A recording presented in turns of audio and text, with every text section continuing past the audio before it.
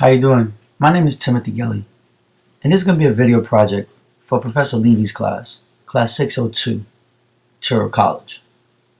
Today I'll be discussing professional collaboration.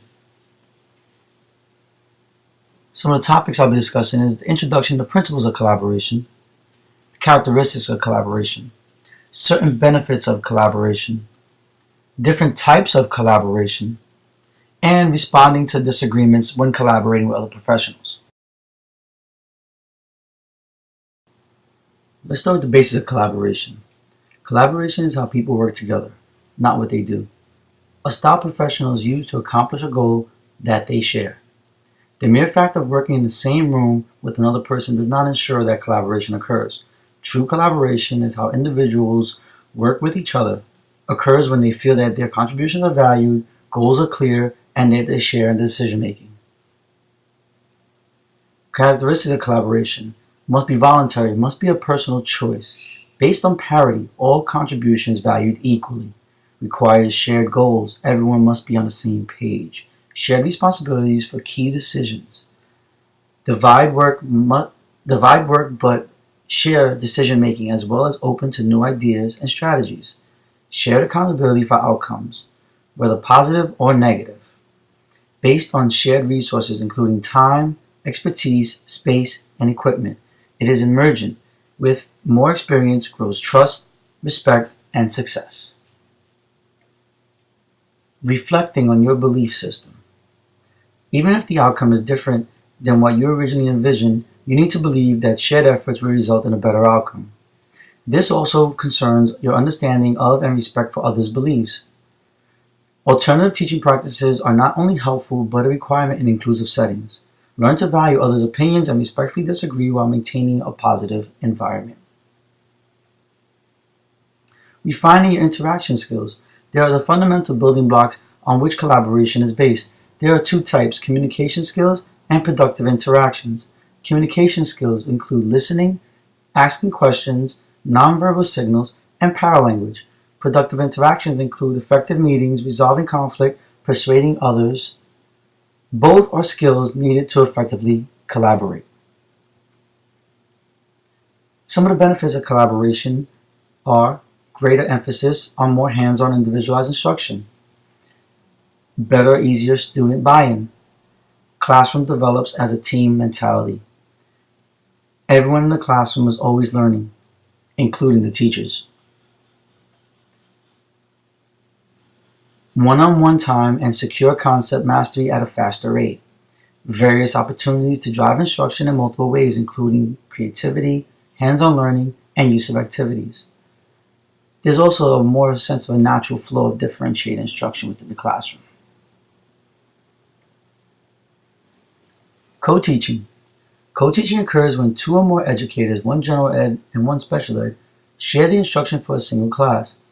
Usually consists of two teachers with different areas of expertise and potentially different points of views working together.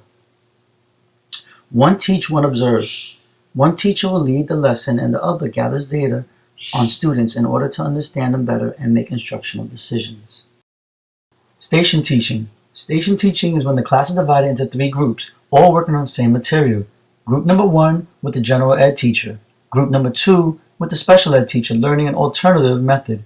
Group number 3 will be working in pairs on the assignment. Parallel teaching is when the class is split heterogeneously and each teacher teaches half of the class. Alternative teaching is when one teacher works with the majority of the class while the other teacher works with small group instruction.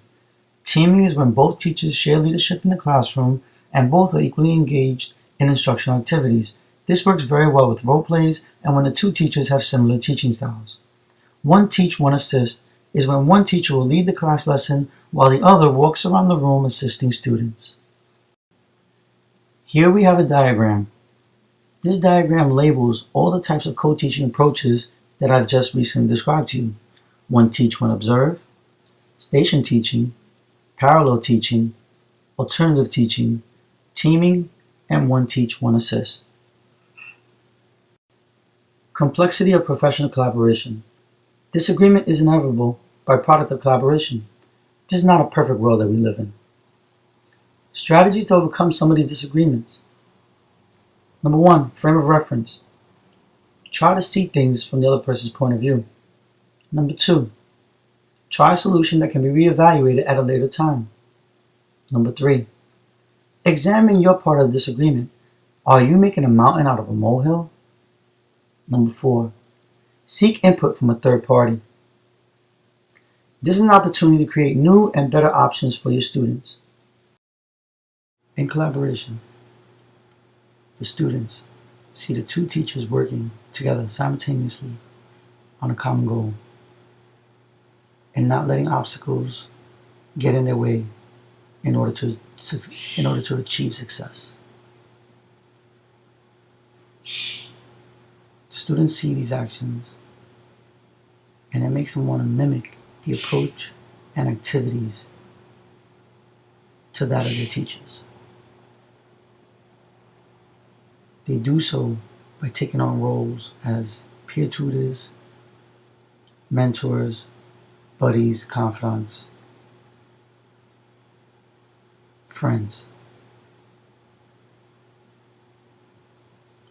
all to achieve a common goal, and that's to ensure success within the classroom. They develop a team mentality.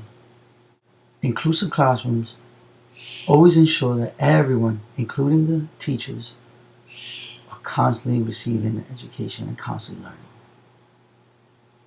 The two teachers provide tremendous amount of support to each other and to the students in assisting them with daily activities that they would normally never receive in a normal classroom. It allows the students to receive more individualized teaching approach. The two teachers learn because they're constantly learning from each other. And in order to be a professional at your craft, you must constantly want to progress and you must constantly want to improve yourself and be a master at your craft. And in teaching, that's by learning and adapting, by putting more ammunition in your teacher tool belt and adapting strategies and techniques in your repertoire. There's a common misconception about inclusive classrooms, and that comes from parents. Parents feel that their child will not get a decent education, that learning would be inferior to that of a normal classroom. In actuality, it might be the exact opposite. Your child will be able to benefit from two different types of teaching strategies and two modalities that he would normally never receive in a normal classroom. In a normal classroom, you have one teacher teaching one style, and that's it. The students either get it or they have to seek remedial help on the outside. In an inclusive classroom, you have one teacher teaching, another one walking around to assist, or you have two teachers teaching the same lesson, just different styles and different methods. If one doesn't work, the other one will. And that's what the two teachers are there to guarantee. The reason why students are able to receive the type of support that they need in inclusive classrooms is because of the student-to-teacher ratio. In a normal classroom, you have about 30 to 34 kids and one teacher. In an inclusive classroom, you could have 20 and two teachers, 22 with two teachers, or 30 with two teachers, and maybe even a para. So the student-to-teacher ratio has a tremendous impact on the type of hands-on learning that your child can receive. There will come a time when the two teachers are working simultaneously as a well-oiled machine. This is when they're going to be bouncing ideas off of each other, finishing each other's sentences and lesson planning with one another, and that's truly going to be an effective collaboration of a classroom. That's when the team mentality is going to roll in. In conclusion, just as in any other classroom, parents should play an active and involved role in their child's education. For this, plays just as big as any other role in the classroom. Thank you, and I do appreciate it. Have a good day.